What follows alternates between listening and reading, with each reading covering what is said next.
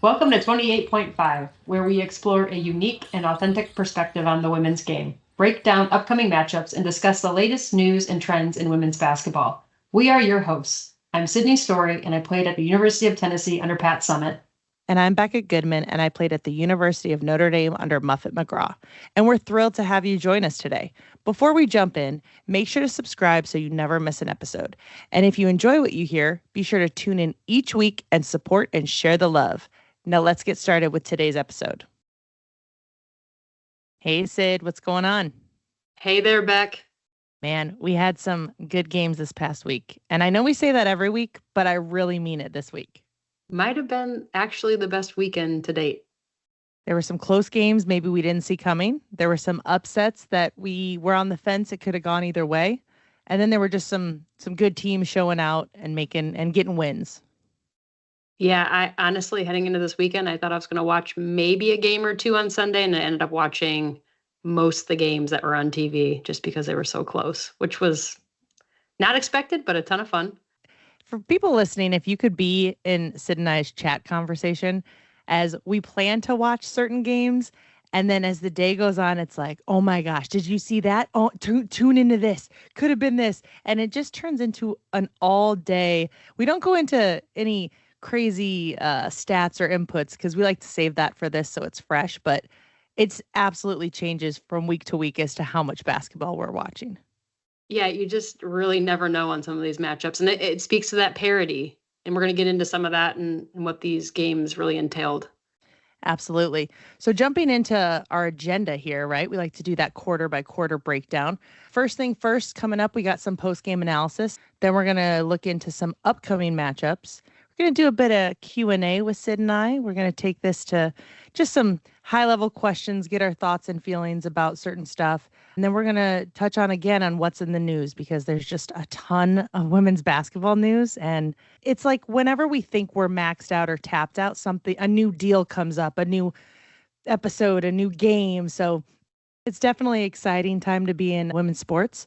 So let's jump in. First quarter, here we go. Our first game was UConn versus UNC.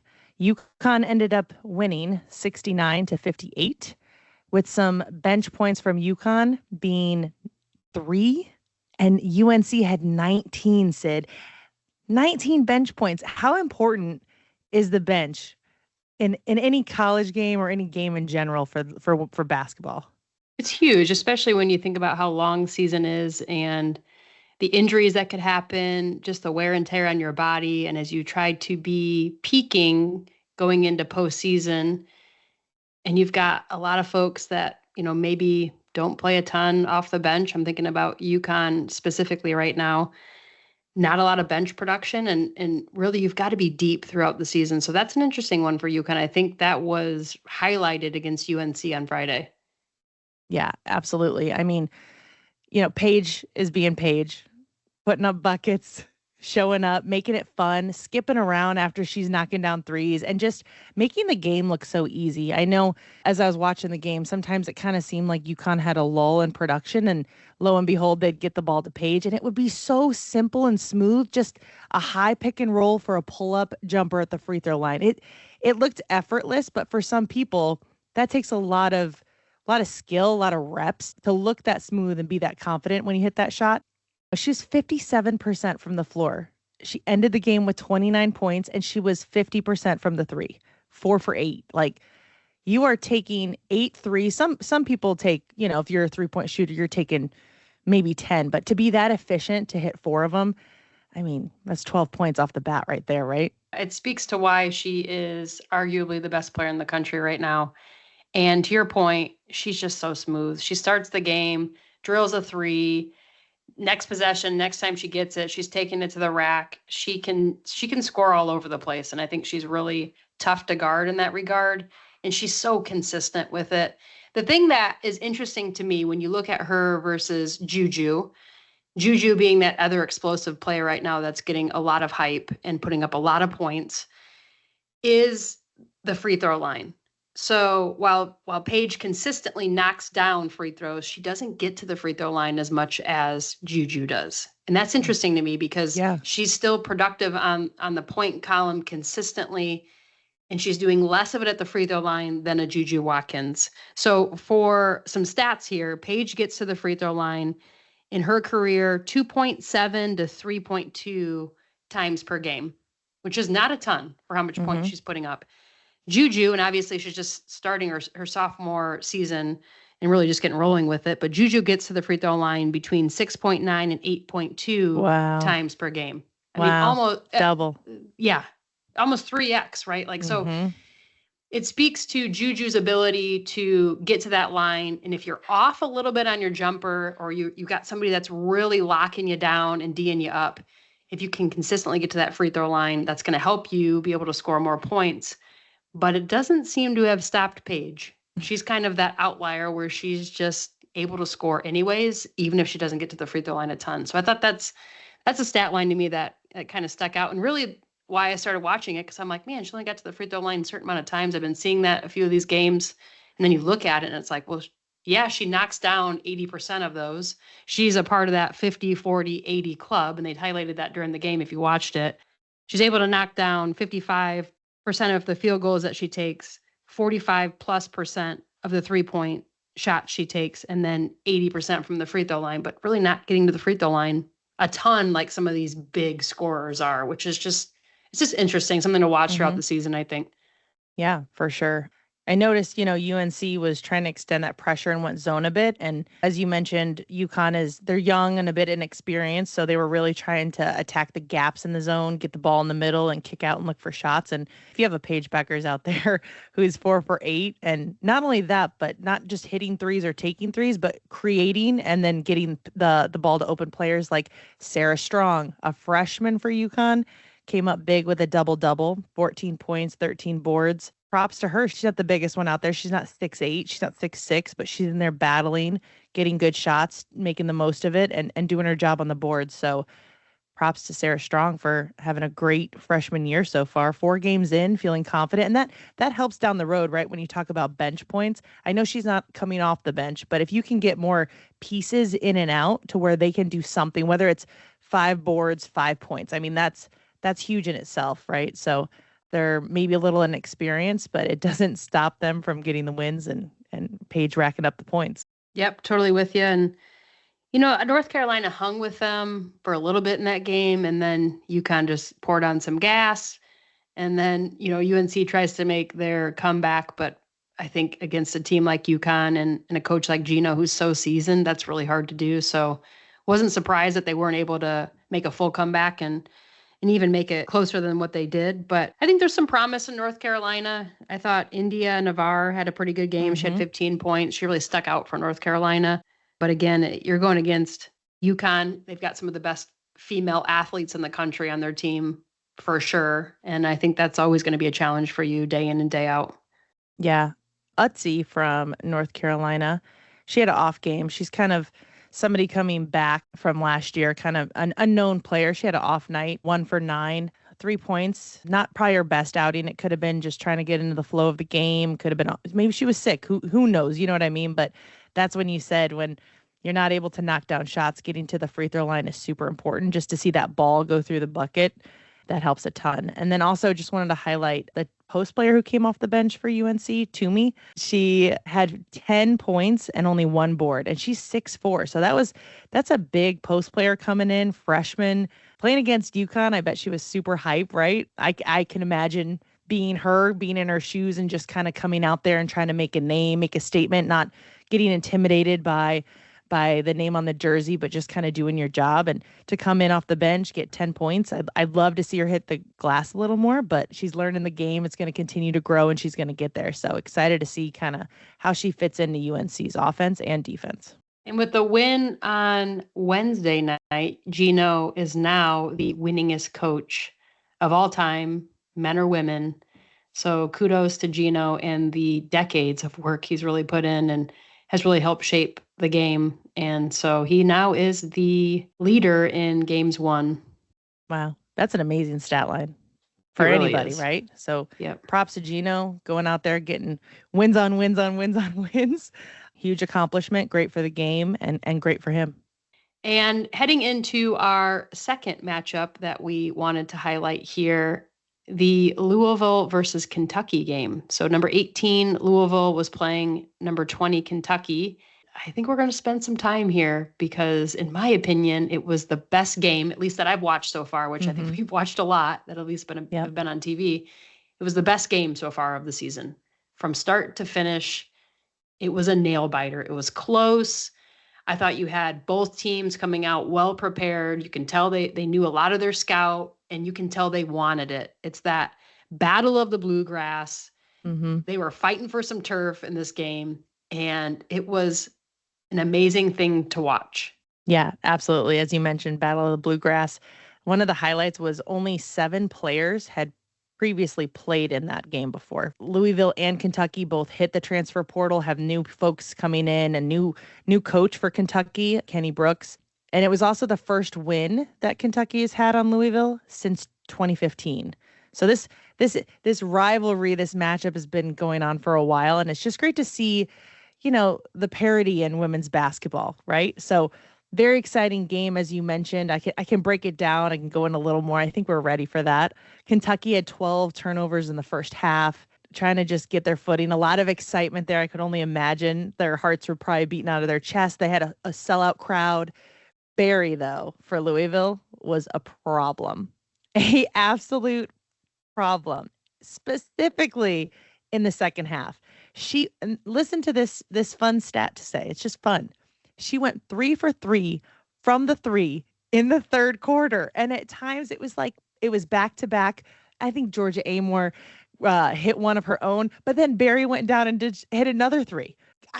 I was just watching her, and she's a freshman. Correct me if I'm wrong. Yeah, freshman. That's nuts. Think about, again, I just feel like our game, we're having so many youngsters coming in and really just having the kahunas and coming in and stepping up and making great plays and acting like they're in AAU days, right? I think it says a lot about the programs that they're coming from AAU wise. They're properly preparing them, making sure they're playing at the highest level possible so that they're ready to step in.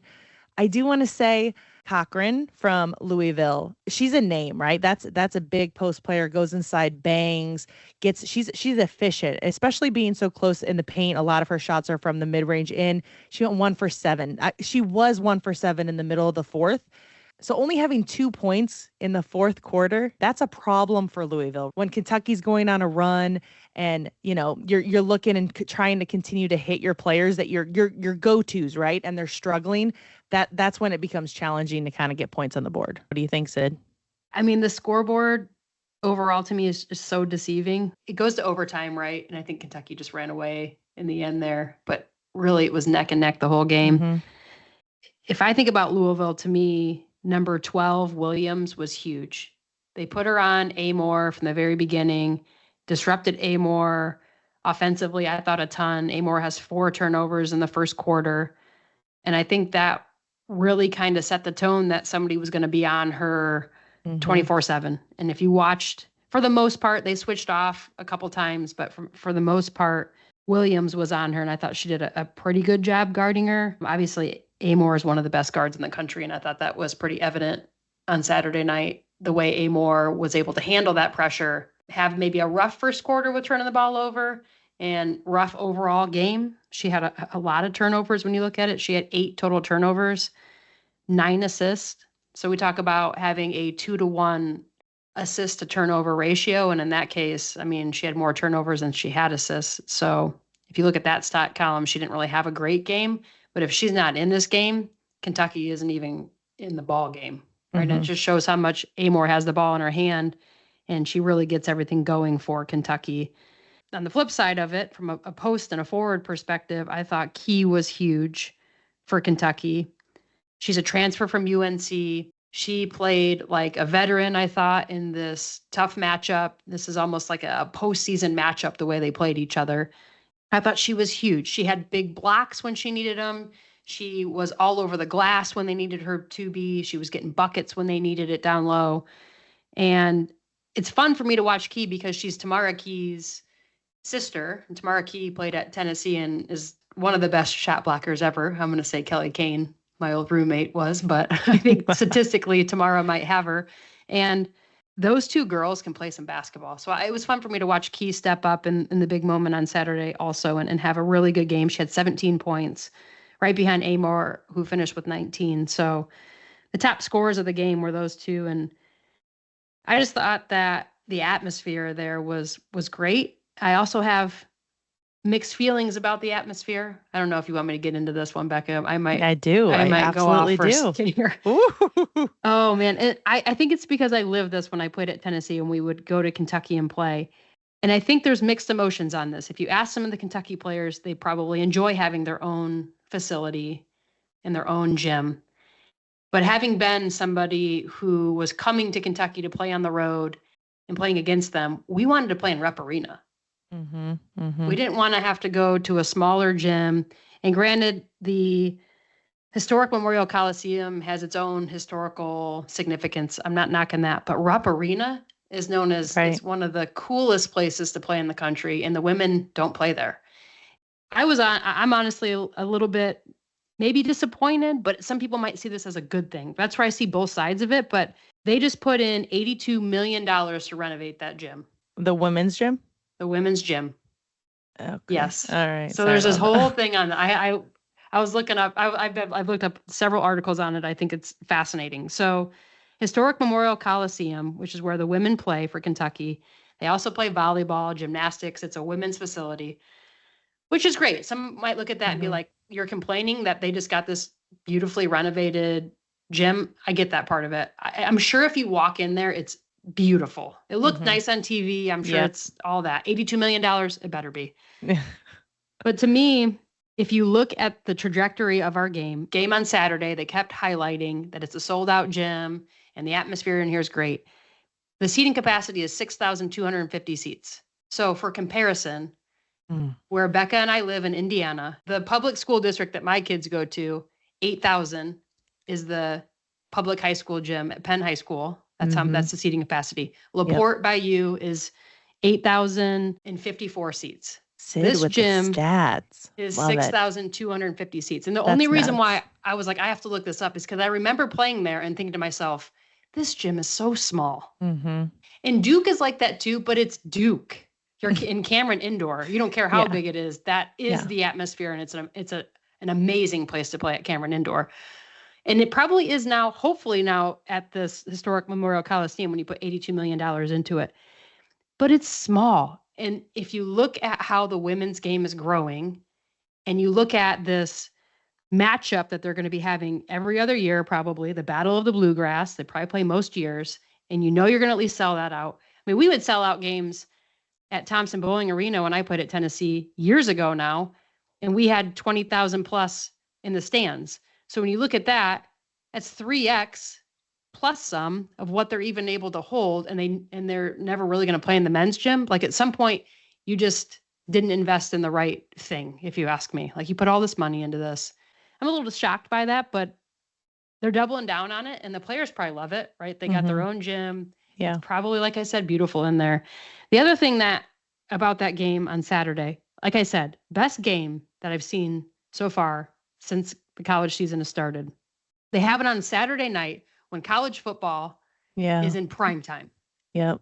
So how many people did not watch that game because they were more focused on, especially in the SEC and the ACC, there's a lot of big matchups going on. Yeah.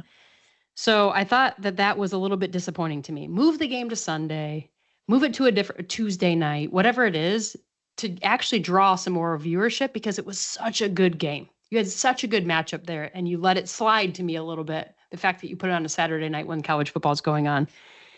And then the other thing I'm going to say, I'm kind of going off on this one a little bit because I thought it was such a good chance to highlight these teams, and they just didn't, in my opinion. The other thing I want to say is the SEC network covers it, and I thought the announcers were subpar. They didn't really cover it like they should have. And do you remember who the announcers were? No, I actually. There you go. They were two men, right? I think one of them was a female. See, I'm not even remembering either. Oh, and that's you know what? You're right. Yeah, I don't know. Yeah, I remember mentioning to my husband, like, I don't even know who these announcers are. Yes, like I've never heard of them before. Yeah, and it's a big time game. It's a top 25 matchup. It's a rivalry game. But then you look on the court and you see two of the top officials in the country reffing that game. They know. Yep. The schedulers know. Mm-hmm. Those officials, they had D. Cantner out there. And yep, D's out there. Oh, He's, D. if not, is one of the top officials, right? She's Yep. officiated in 25 plus Final Fours. Yep. Same with Eric Bruton. He's out there. So you've got two of the top officials. They knew, but yet the SEC network did not send their A team to that game. That's how I felt. And I was kind of like, it slighted that game a little bit to me. Yeah. I will just say, I think our game, as much as it's grown leaps and bounds, there's still those little pieces that it's like, how the hell did that happen? Do you know what I mean? Like, remember back in COVID days where Sedona Prince posted the weight rack was like a joke and the boys had like a full facility pretty much in like the hotel? Without things like that, no one draws attention to them. No one like says how that's just inefficient. That's stupid. I'm just gonna say it, right? Like it doesn't make sense. So I 1,000% agree with you. This was a big time matchup. I was going to try to say maybe, the game just everywhere. Maybe they didn't think they'd be preseason. Maybe they didn't think they'd have the team, right? This game was probably scheduled a year in advance. They now have Kenny Brooks there, Georgia Amore. You know what I mean? But it's sad that there can't be quicker pivots and changes to meet the game where it's at to maximize it. I completely agree with you. Yeah. So just some food for thought as season goes on. Those are the things that I tend to look at. Food for thought. For me, like I want our game to keep growing, and I feel like there would be a lot more viewership if they did it correctly. They still need to fine tune that piece of it to me, and I think they do on the men's side all the time. I think that's humming along, as we all know. Get it right for the women, especially in a big game like that. I agree with you 1,000%. Just to kind of add a couple more stats to this game that was it was great. It really was. Kentucky ended with 23 turnovers. There was 6 ties, 9 lead changes, tied up at overtime at 58. Going to overtime, Amore does a lot of dribbling, but again, Louisville's high hedging, double teaming, so she's trying to see the double team, bring it back, hit the open person, get quicker ball rotation. And another thing we talked about, a couple Louisville players having an off night.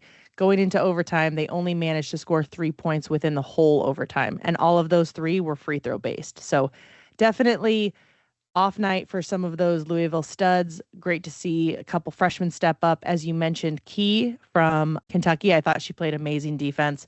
Was always in the right help side rotation, blocking shots, doing exactly what she was supposed to do. It was great to see their defensive sets switch from zone to man, where I thought they were a bit more efficient in man, and really stick to the game plan of help side rotation, help the helper, right? They were phenomenal at that. I'll pass it over to you, Sid. Let's get into some of the upsets. I'm upset about the upsets. No, I'm totally kidding. So Stanford falls to IU. And honestly, the way IU had been playing these past few games, I didn't see this one coming. I would have thought Stanford would have came in and outright beat them, but IU really played really well. Now Stanford does drop out of the rankings as Indiana beats them. So just a call out on that upset there. The other one that I think we're going to spend a little bit more time on is that TCU upset against NC State. What were your thoughts on that one, Becca? Yeah, so TCU went to the transfer portal, got 6 experienced players, okay? They know who they were going after. We've mentioned before Haley Van Lith, who was at Louisville, then LSU. She is now at TCU. Went to the portal, got some playmakers. Sedona Prince finished with 31 points. She was a transfer from Oregon originally. Haley Van Lith had 18 points, 10 assists. I will just tell you, I know Sid and I chatted on this. There was a little snippet on a social media of her getting emotional after a game, hugging her coach because she had never gotten a double-double with points and assists, right? So a lot of times people get the easier double-doubles, right, are points and rebounds. So to see her really draw attention and hone in on the fact that in her 130-game career, she's never got a points or assist, and be that emotional, like it's that important to her to care about how she shares the ball, right? I mean, she was on LSU's team. You had Angel Reese. You had all these playmakers you could pass it to, but I just don't think it was in a position for them to score those easy buckets, and it was a little harder for her to get them the ball. So kudos to her. Nice double-double there. And Mark Campbell, the TCU coach, gets a nice win over a top 25 opponent as a head coach. TCU is now 4-0, and they're knocking on the door to break into that top 25, and this was an upset. Yeah, definitely. NC State really not holding up to the Final Four team that they were at the end of last season, but they've also played some tough games so far. Like they're not going out playing the cupcake. Certainly losing to South Carolina isn't a horrible loss when you consider that Dawn hasn't lost a game in a while. But to lose to TCU definitely was one of those upsets. So it was an entertaining one for sure. And Prince took that game over 31 points, 16 rebounds. Yep. That's going to be a matchup problem for anyone. She's 6'7". Yeah. And she can play like a guard at times. I'm watching her like, how do you guard this chick? Yeah, no, absolutely. She's definitely a nice person to have in the pick and roll.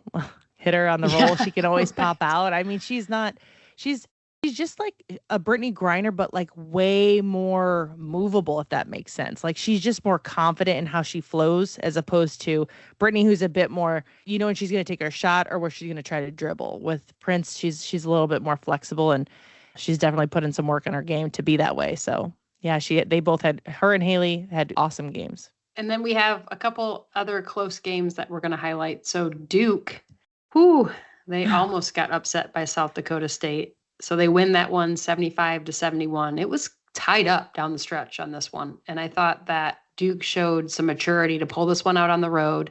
It looked like South Dakota State, the Jackrabbits, had a cool atmosphere there at their gym. I thought that was fun to watch. And Kara even called it out that it was so loud. She pretty much lost her voice at the end of the game there. But it was good to see Duke pull that one out because they've had a couple rough ones, especially when you consider the loss to Maryland. So that's a good road win. I know South Dakota State isn't a huge power program by any means, but a win like that on the road, that's a good sign when you're trying to bounce back and build a little bit. Another close call was number 12 Ohio State beat Belmont 67-63 at Belmont. It was tied at 63 with 17.5 seconds left. So Ohio State took a timeout, came in and got an and one in the middle of the lane and hit the free throw. Well executed play there. I will just say it's great to see teams like South Dakota State and Belmont not only like have the confidence to compete, but consistently throughout the game go on runs, take the runs, and just have the confidence to know that they can play at that level, right? Maybe back in our day, Sid, there were a couple teams that maybe they would just give up or get frustrated or assume that was how the game would go. That parity amongst women's basketball right now is it's really spread out, where I kind of thought, you go to the transfer portal, you get all these big names, these teams are stacked. But as you can see, I think everybody's just given their best shot knowing they can play at that level. Big time stat right there. So just a quick highlight on the top 25 and some movement from last week. So the top 12 teams remain unchanged from last week.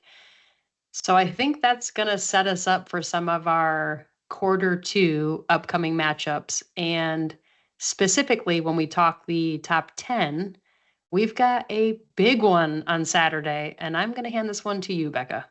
Saturday, the 23rd.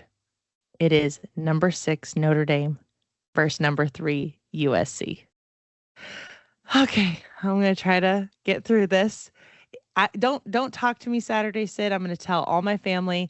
It's going to be a very stressful day for me until this game gets over and I can see what we're working with. Obviously hiding Juju. She's averaging 21.5 points, 4 assists, 3.8 steals. We have Kiki at 17 points per game, 7 boards. And then we have Notre Dame, right? Of course, we're going to highlight, through the first 4 games, we have Hannah Hidalgo and Olivia Miles really bringing it for us from the guard spot. We have a couple girls injured. Our bench has been looking way too benchy as of lately. We need to get some more girls in and out.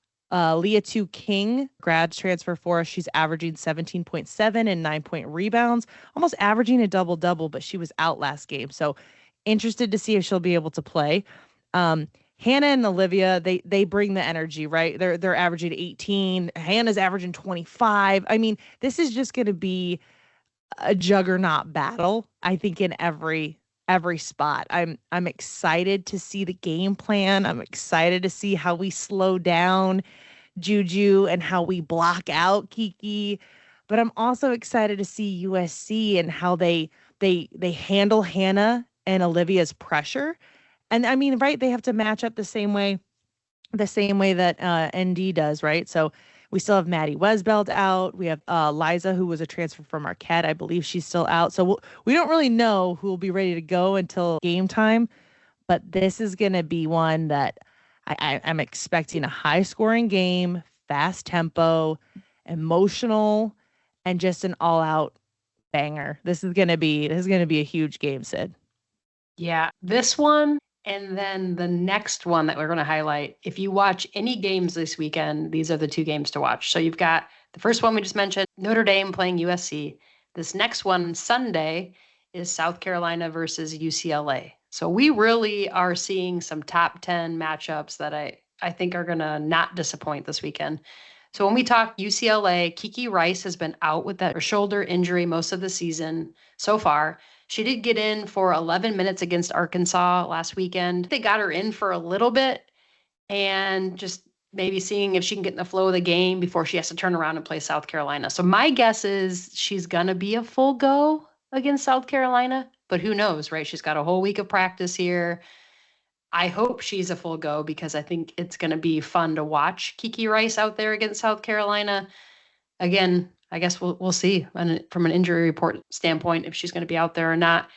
The big one to highlight for me, the big player right now for UCLA is Lauren Betts. So she's averaging 21.5 points per game, 11.5 rebounds per game through the first 4 games. So she's averaging that double-double. I think she's really had to step up in different ways with Kiki being out so far most of this season. And I think she's going to be a tough one that South Carolina, they're going to have to put a game plan together to try to shut her down on Sunday. So this is another big one. Again, it's South Carolina ranked number 1 versus UCLA ranked number 5. Man, it's 2 games already on the weekend. I'm going to be stressing and sweating through the whole time. How awesome. Jumping to Monday, the 25th, we're going to highlight Kansas State, number 10, is going to be going against Duke, who's 14. Kansas State has Poindexter. She's a transfer from Tulsa who averages 16.7 points per game. Last year at Tulsa, she averaged 21 points. I mean, that's a big time shooter. Also, just interested to see how they play against Duke. Kansas State hasn't really been in the top 10 or the top 25 that often. So it's a game, Sid and I are going to be tuning in and following up on to give you all the good nuggets. Yeah, Duke could somewhat flip the script here, right? They lose to Maryland. They barely beat South Dakota State. Now they're playing a team that's ranked above them at 10. Duke right now is currently ranked 14th. So if they can knock off 10th ranked Kansas State, that would be a solid win for them. And it kind of changes that trajectory of where they've been headed. So look for Duke to bring their A game on Monday, the 25th there. Absolutely. And then Thursday, the 28th, we have South Carolina. They're going to be taking on Iowa State. So that's a 1 versus 8 right there. And honestly, you know how I feel. I love Audie Cooks from Iowa State. She's averaging 18.8 points through the first 4 games and 7.8 rebounds. She's just a powerhouse. And I think it's going to be interesting to see how South Carolina tries to keep her out of the paint. I think she's a lot stronger than some of the post players for South Carolina. So it's going to be important to meet her early and often and keep that contact. She's super efficient, and when she gets going, she really can put the points up quick. Emily Ryan, she's a guard. She's also averaging 9 assists per game. Like averaging, that's pretty extreme. Like you're averaging 9 pokes. Remember we just mentioned Haley Van Lith was like crying because she got 10. Because it's awesome. It's awesome when you are able to share the ball. This girl is averaging 9 assists per game. That's amazing. Yeah, big time stat for sure. I do want to call out Iowa State and who they've played so far. So they played Chicago State, Indiana State, Southern University, St. Thomas, Northern Iowa, and Drake. And now they're turning around and they're playing number 1 South Carolina. Yeah, you hope that they're nice and warmed up because that's a big turnaround to now have to turn around and play the likes of Pow Pow and Dawn Staley and crew.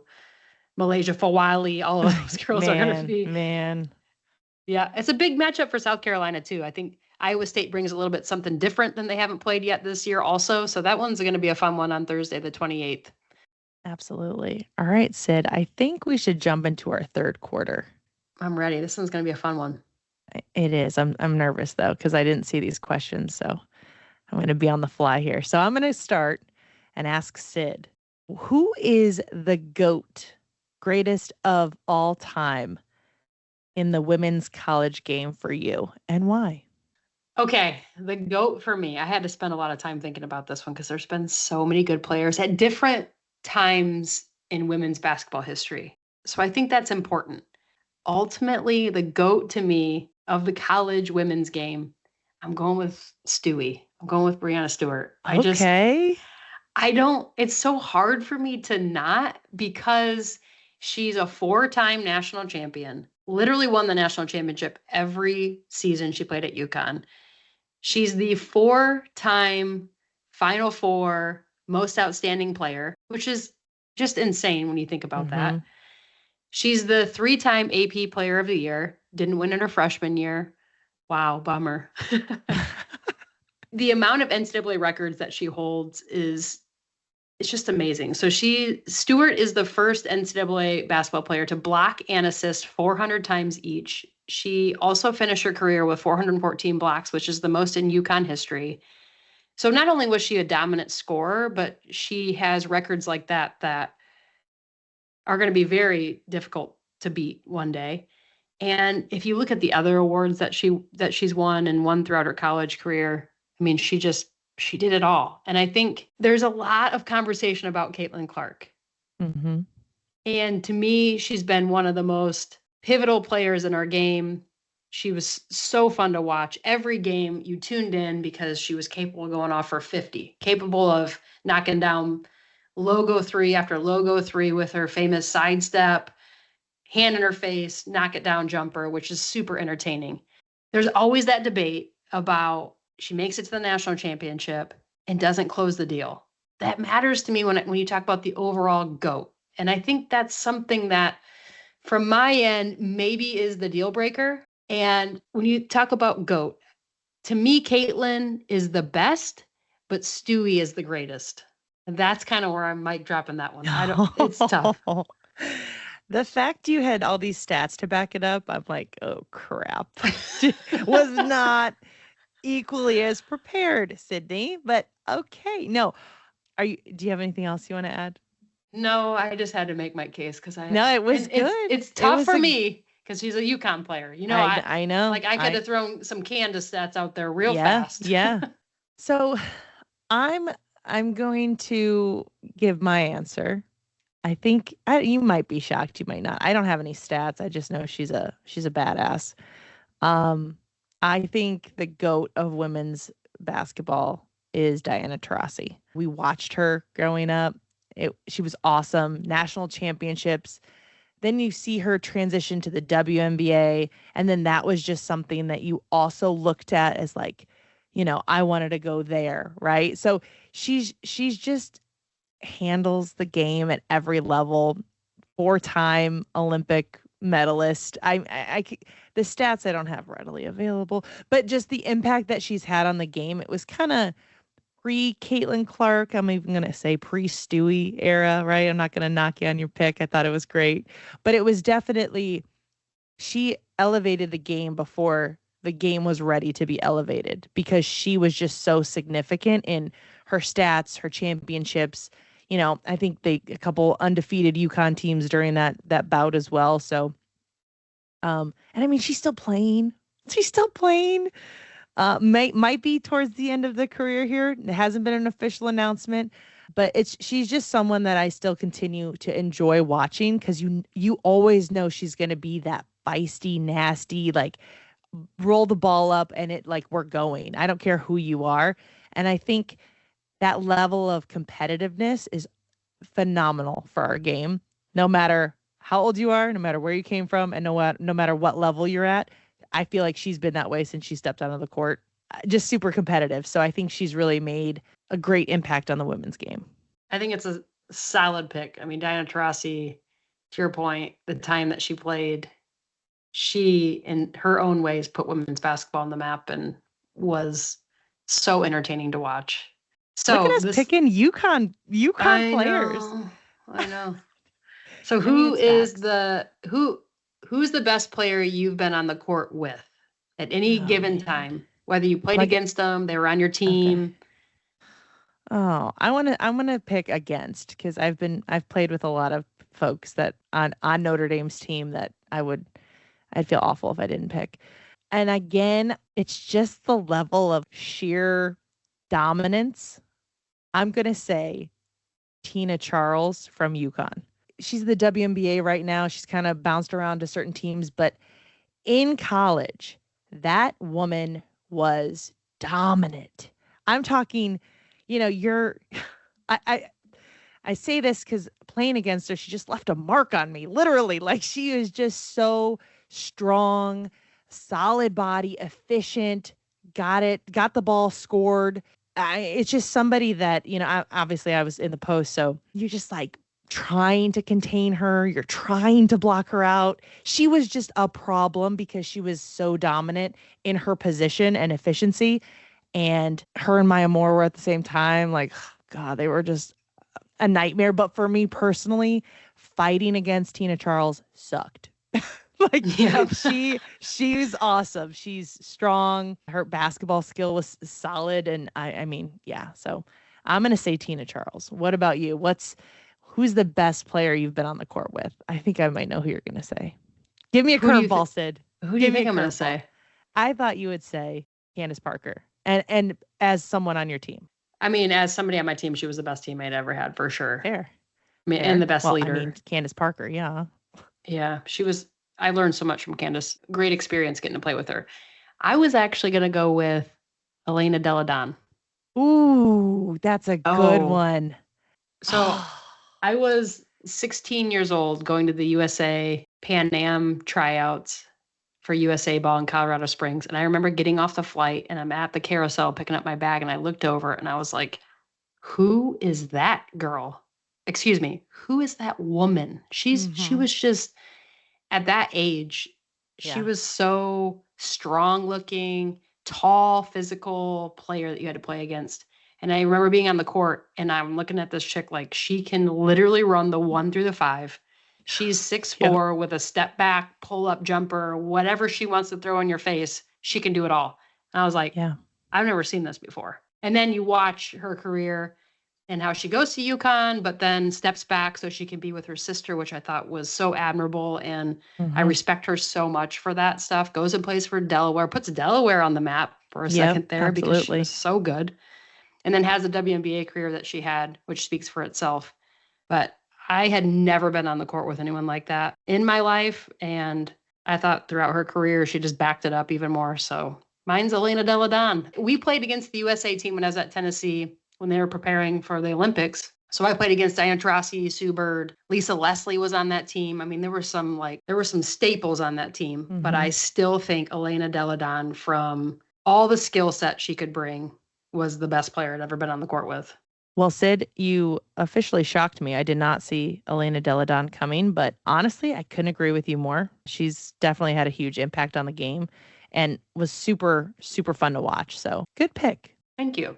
And that will take us into our fourth quarter. What's in the news? So, the first topic that we're going to hit here is about Juju Watkins. So, NBC Peacock is premiering a docu-series featuring USC star Juju Watkins titled On the Rise, Juju Watkins. Just said her name like 3 times, but hard not to say Juju when she's When it's about Jujuing. her. Yeah. The college basketball phenom will be headlining a 6-episode docuseries. It's going to be showcasing her life on and off the court, which I think will be a lot of fun to watch. An interesting thing about this is the series premiere will start and first air on Saturday, November 23rd at 3 p.m. It's going to be on both NBC and Peacock before the USC versus Notre Dame game. So I thought that was kind of cool how they Yeah. did that. Yeah. They would do that, right?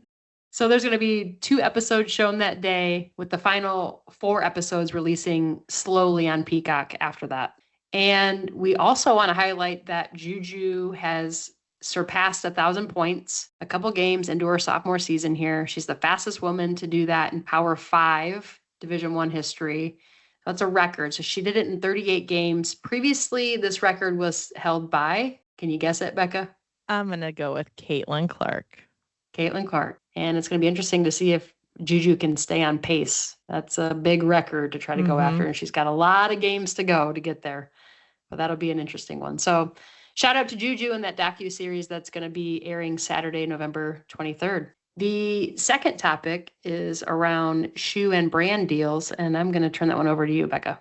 Yep. So Paige Beckers from UConn is the first college player to get a Nike sneaker released to the public. That's pretty nuts, dude. Like, you are in college, not only getting a shoe deal, but getting a shoe released to the public. They're able to purchase it.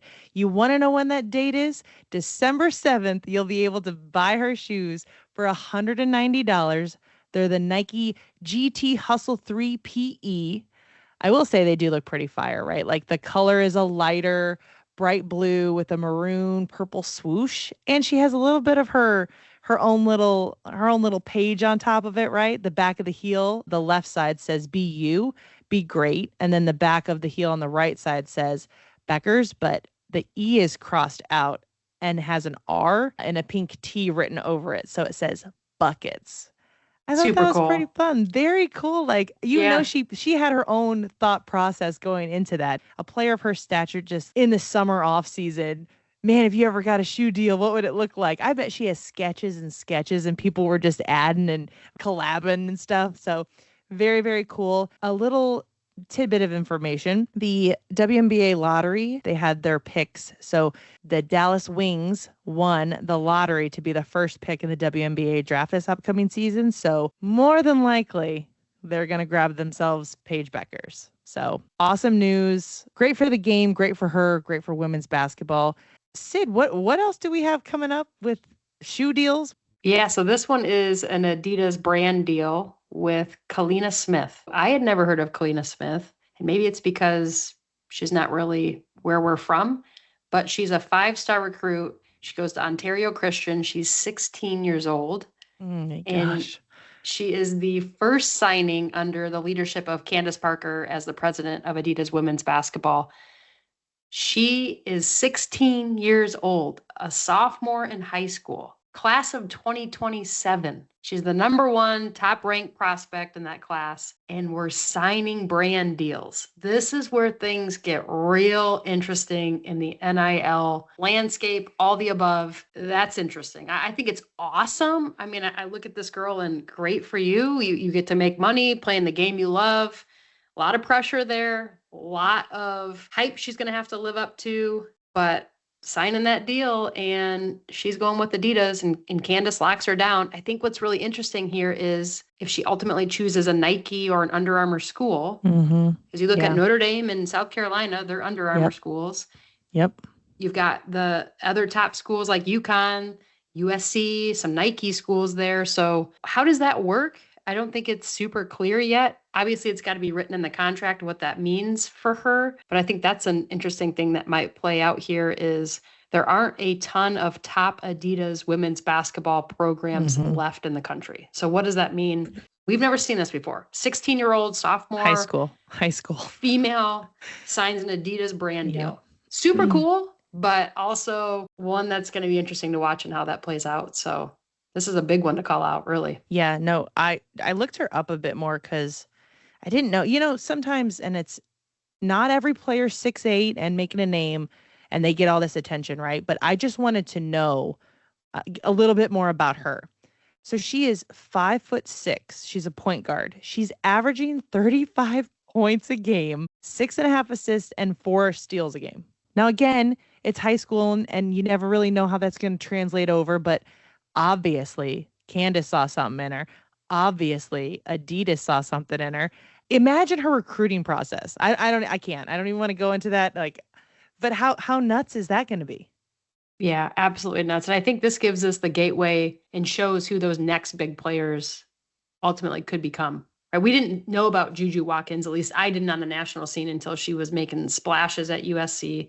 I don't pay a ton of attention to the high school game. We just can't watch it all, right? We do focus a lot on the college game and the WNBA game. So to hear about some of these players when they're young like this, I think it's really interesting, and they're going to already start getting a lot of that hype and already start getting a lot of those huge NIL deals in high school. You think about what that means for agents and ultimately what school you choose and what brands you're signing with when you're 16 years old. Man. Wow. Yeah, I couldn't imagine. I really couldn't imagine. And then not only that, right? Like she got this deal, but she's also picked up sponsorship for her Ontario Christians team, her high school team, and her AAU team. So share the love. Everyone gets to eat, enjoy your gear. And I know she'd be my favorite teammate. Yeah. And when you think about legendary shoe deals, everyone talks about Air and Air Yep. Jordan and what Nike Yes. did to get Michael Jordan. And so I think Candace is trying to play her own game here of let's put Adidas women's basketball back on the map.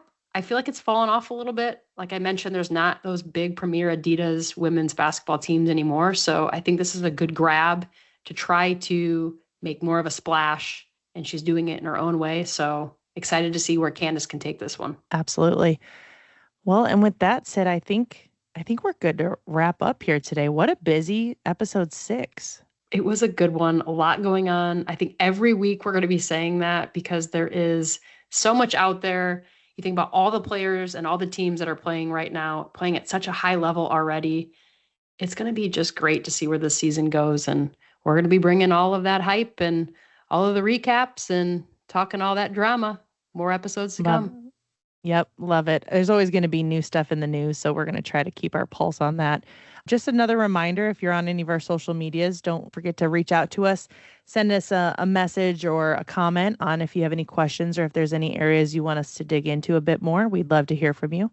And I think we're going to wrap it up. So thanks, Sid, and we'll talk soon. Sounds good. Thanks, Beck. Talk soon.